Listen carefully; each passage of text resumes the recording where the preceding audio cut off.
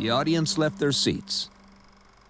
The red curtains closed, and the movie screen at the Bailey Theatre in Camrose, Alberta went dark for the last time.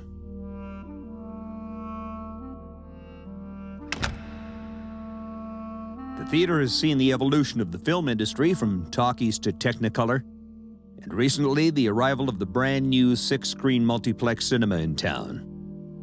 The century-old theatre simply couldn't keep up.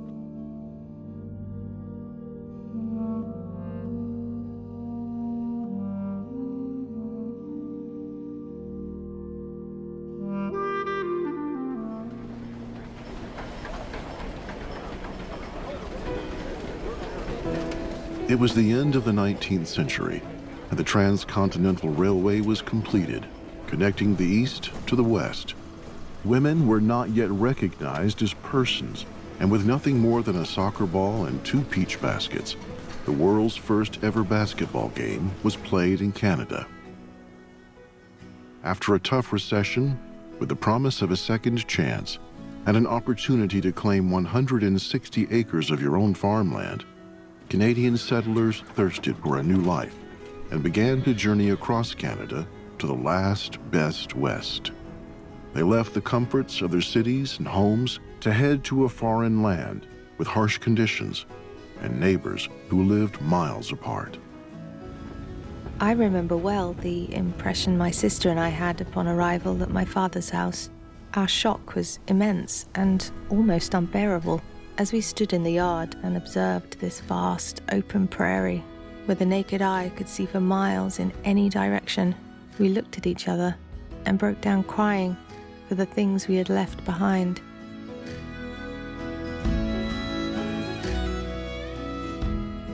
But that did not deter a young man from Montreal named Camille David, who set his sights on the enormous opportunity the prairies had come to represent.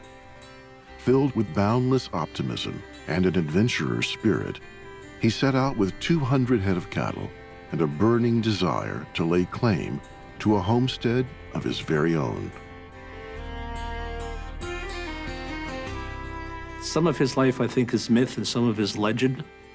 He dabbled in everything. You know, maybe he was going to be a butcher, maybe he was going to start a slaughterhouse, maybe he was going to be a farmer, maybe he was going to run a cigar and liquor store across the street.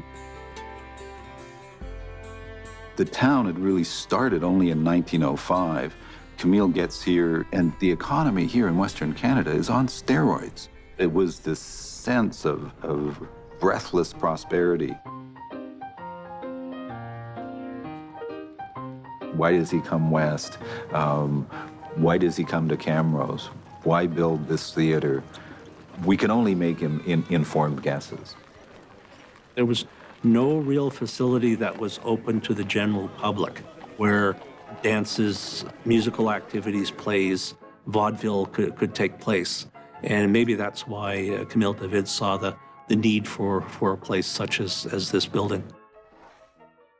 He was involved in lots of different promotional activities to try and put Camrose on the map. David and some of his Anglophone colleagues get a big rail car, and they fill it with cool stuff from Camrose, you name it. They try and stuff this rail car in, and then they basically go on an advertising trip, boosting the growth of Camrose. And of course, one of the things that reflected this growth was the fact that it had a theater. There's some interesting connections that we can only guess at, where David's life maps over some pretty profound events that are going on more generally in the prairies. February 1911, this place opens its doors. And of course, I mean, sadly for David, Prohibition passes in a referendum 4 years later and comes into effect in 1916. And that was sadly the first setback that the theater experienced. With its strong conservative roots and upright Christian values, the citizens of Camrose campaign in favor of social order. With the highest plebiscite vote per capita in all of Alberta, the community goes dry. Camille's businesses are devastated, and soon his wholesale liquor store and vaudeville theater fall into bankruptcy and into the hands of one of David's backers, a senator from Montreal. Camille and his wife eventually returned to his hometown in Quebec, where he lives out the remainder of his life. The failing opera house is soon sold to an ambitious local named Stan Bailey, who has a vision of bringing new technology and entertainment to the prairies. The Bailey Theater is born.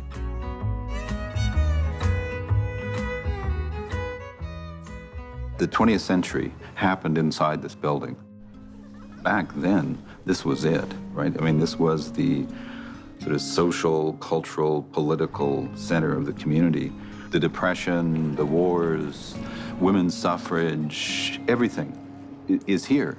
Extraordinary people like the famous five, Irene Parlby, Nellie McClung, both of them spoke here on suffrage issues, on feminist issues. You know, they all came from Alberta, those women that fought for the right to be people. You know, the Person's Case, which they were famous for winning. We can't lose our knowledge of the past. If we lose our knowledge of what happened here, we don't have the tools to face the future.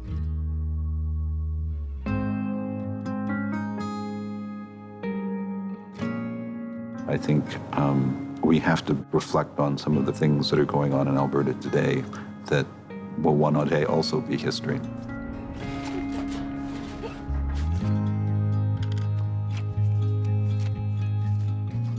Stan Bailey had backers, though ultimately he buys them out.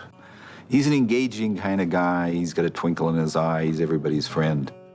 When he came to Camrose, he worked in a variety store. He started selling real estate.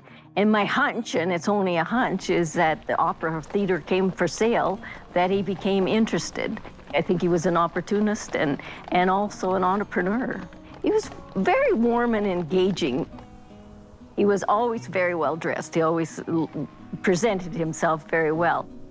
He liked luxury. He liked to go places. It just seemed like he had a different perspective of the world than I was used to. I might describe my grandfather as a Tom Sawyer in a bit. I mean, I think he had the ideas and he had the visions. He often had other people operationalizing those, and that would be where his right-hand man, Drew, was operationalizing the theater. They were very good friends. Drew was always a part of the theater and beyond. I think he was involved in some of his activities with my grandfather, and they just seemed to be really good friends. It was very much a part of my growing up. Dad was hired as projectionist by Stan Bailey. I remember my dad talking about the silent movies, and that's when he started. And then the talkies came, and the challenge for the projectionist to perfectly match the sound track to the picture track, and it had to be perfect. Put two of their tires on one side of a car, any other new tires on the other, and then drive at high speed on a wet pavement and jam on the brakes. It's a sort of test. What? Roll the car over? No, that's all. That's all? That's what it says. And I get paid for that? Okay. When do I start? Monday afternoon. It's their money. Yes, and it's your neck. Eventually, Dad became the manager. He was quiet, but he had a good sense of humor, and he was really witty. He had a good sense of community. It was a theater full of kids. And my dad was very good with them. It was beyond just the job. It became a home. And he was part of a family and part of a community, and this is one way he saw to be a part of that community. After Bailey takes control, I think he decides the theater needs an upgrade, needs a renovation. The expansion pushes the theater out towards the street, and at the same time, the balcony is being built, fitted with seats, and with the two stairwells. And in the advertisements and the newspaper coverage of the new opening of the improved, renovated Bailey, the point is made that these two stairwells enable people to go up and into their seats without having to mix with the people on the floor of the theater. During the Depression, it was a tough time. It was a time of pretty significant deprivation. People wanted to be distracted. You were always going to want to have something cheap that was going to make you feel better. And a chocolate bar was in that category, as was going to the movies, as was seeing the funnies. Stan Bailey had put a bounty on crows and gophers. On Saturdays, young boys should be able to get free admission to see the comics on display in the Bailey if they brought in a couple of crow's feet from your basic dead crow. Well, the kids went crazy, and they brought in crow's feet by the pile. And the secretary who had to count them was not happy. Of course, when you have that many kids trying to get into the theater, they will figure out other ways. So the kids would go into the garbage in the back and get next week's crow's feet to bring in and get into the movie. But eventually the game warden got wind of the deal and shut that down. Stan appears to have been making a series of decisions to ensure that the technology of the theater kept up with the introduction of sound and the introduction of talkies and then the introduction of color. Partly that might have been because this recognition that people wanted to be distracted, wanted to be diverted. During the war, the newsreel was typically the avenue of choice for information. The Nazis were racing across Western Europe. It seemed as if the known world was in peril from fascism, and they wanted everybody to be increasingly concerned, be increasingly behind the war effort.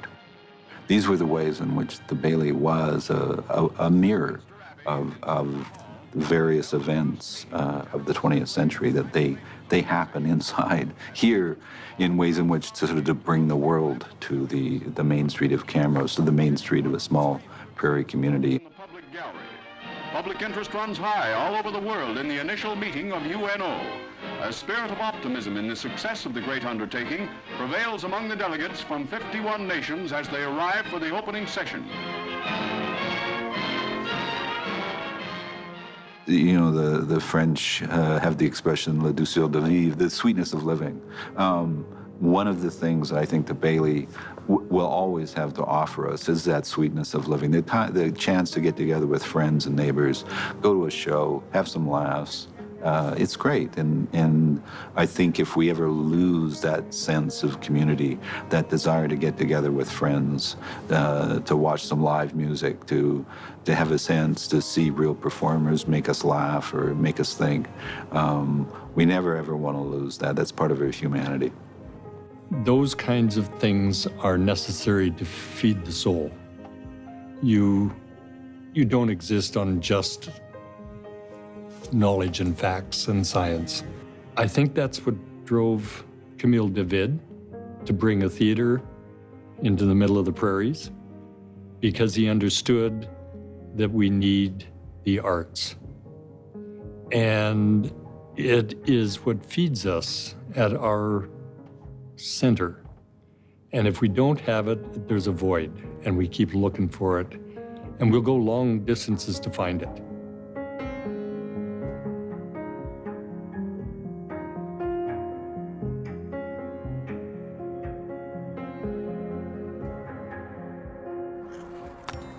It's the swinging 60s, and times are simple. Kids ride their bikes morning till night, seeking their next big adventure, and the first man has just landed on the moon. Camrose has grown into a beautiful small-town prairie community, and like most small communities, its heart is its main street. Shops are bustling, business is good, and the Bailey Theater is at the center of it all.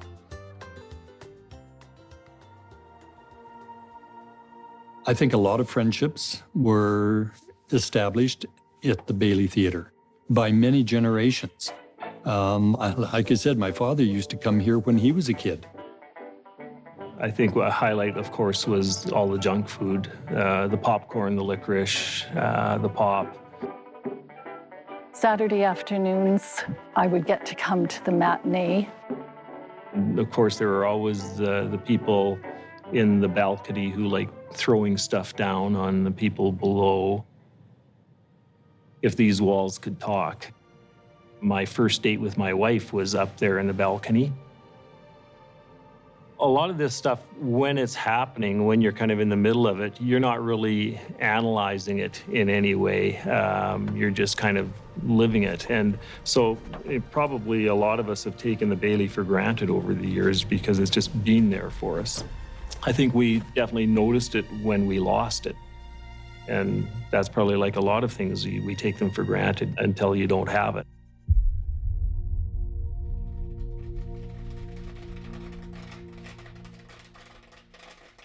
It's 1998, and Almost Heroes is the last film to show at the Bailey. After generations of bringing the community together, the one-room theater just can't keep up with the big cinemas and closes its doors for the last time. The day that it was announced that Landmark was closing this building, I mentioned to some senior people at City Hall that this place was closing, and one of them said, better have it torn down before someone has it declared a historic place. These are important pillars of our heritage, and every time one of them goes, it's sad. It's very, very sad. You cannot buy old. You can't make a place old. It just has to become that. And hopefully it starts out well enough bred that when it gets to the other end, it will have withstood the test of time and be a favorite place that you'll want to keep. But a lot of the places that were built that way, we've torn down. Yeah, it seemed a sad and unhappy place. You know, there's something about a locked door in a building you can't get in. Immediately you want to get into it, right? Find out what the heck was going on in there. It was a mess. There were pigeons living all over the place. There was pigeon poop all over the building from top to bottom. It was really sad to see what had happened to the building since it had closed as a movie house. In 1999, Landmark Cinemas donates the historic building to the Bailey Theater Society. With the vision of a live entertainment facility, the volunteers roll up their sleeves and get to work on the derelict building. This project was a lot of two-step forward, one-step back. We started doing some work in here, thought we knew what we were doing, did not realize the magnitude of the work that had to be done in this place. It was the first group that started to do some exploring of the building and discovering some of the secrets that it had. We started to find things in the tunnel outside the dressing room. There were empty liquor bottles, and we assumed that was liquid courage for some of the people before they would go on stage. We found a couple hundred lobby cards, and these were scenes from upcoming silent movies that would be showing at the theater. And underneath that, we found where people had signed their names or left messages on the walls. And there was one that I figure it was probably a performer writing to his agent. So, Philip, it has come to this, I am in Camrose.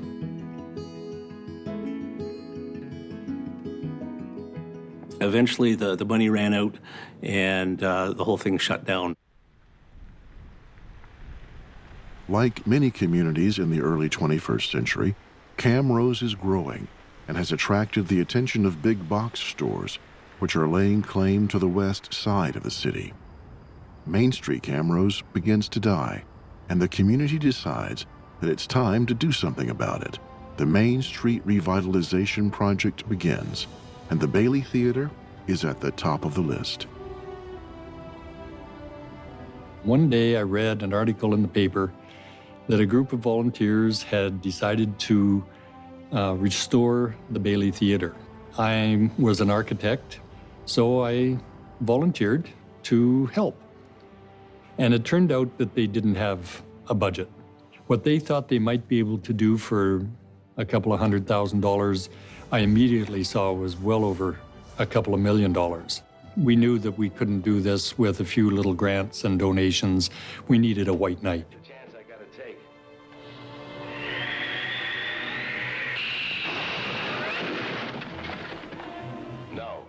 We identified a fellow by the name of Frank McGinnis. He had got wind of the project, and this caught his attention and interest. He made the announcement that he would donate $2.5 million to the restoration of the Bailey. Driving down Main Street, I could see clearly that the Bailey was derelict and probably had been for some time by the time I noticed. And the Main Street itself was suffering. We were able to go to the city and ask them for money, and they provided $500,000. And we got $2.2 million from the federal government. And with that, we were off.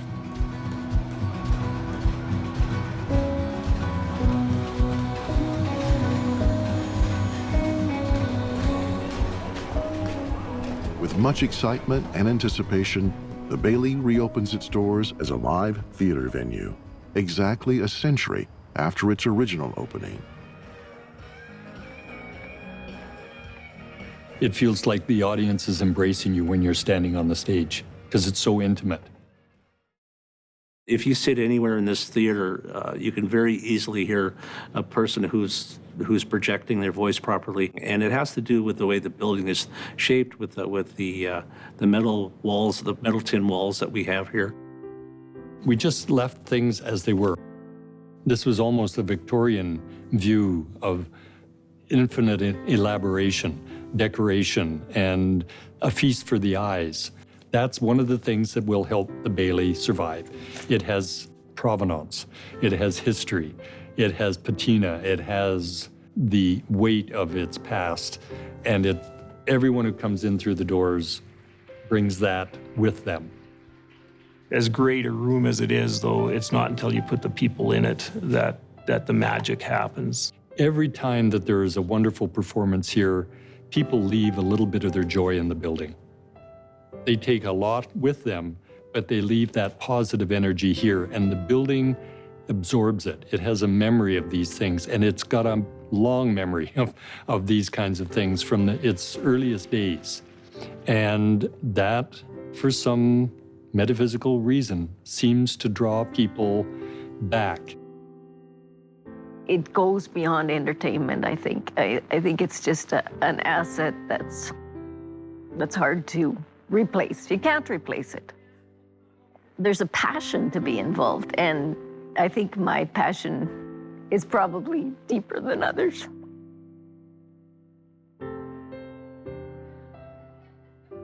You know, I think you have to be involved to really get it. You know, there are some things that give you joy. Places like this for the community to gather are just of critical importance to the health of the community.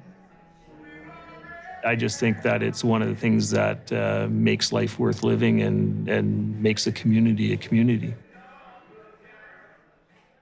The Bailey Theatre has seen many eras and social movements played out on its stage.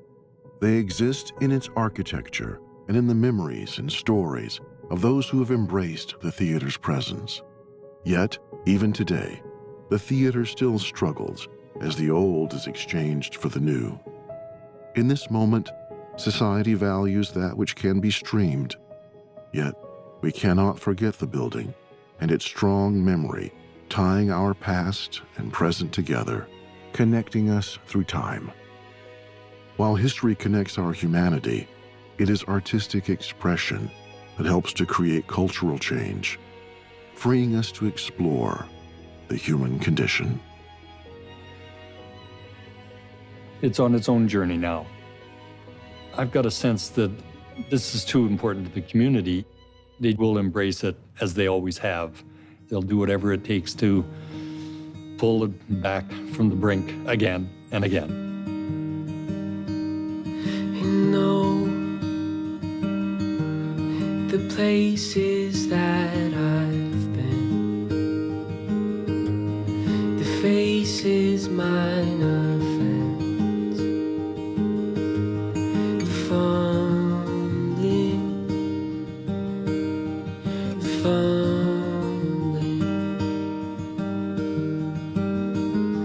and though with murky miles ahead, the fate sings softer there, humming, slow, though hurry in the dark. I hear them calling when it starts.